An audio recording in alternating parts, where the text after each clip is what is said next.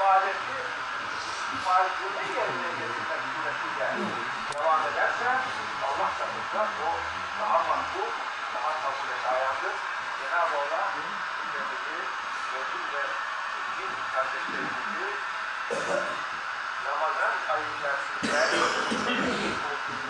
güzel hasretleri bayramdan sonra da devam edilen Allah'ın sıratına nail olan ve namazını kılan, kalplerini etki eden ve nihayet kurtuluşa eren müminlerin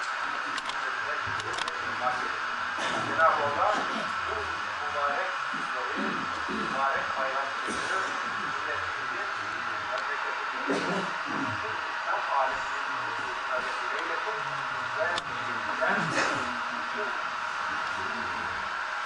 Müslüman kardeşlerimizin bayramı kutlu ve mutlu olsun. Değerli kardeşlerim, ben şöyle sizden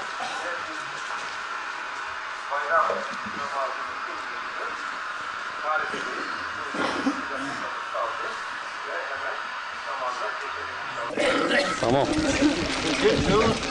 Haydi, yürü. Ja, Cecilia. Çek. Evo, stoli, ja. Stoli, hajde. Bjer.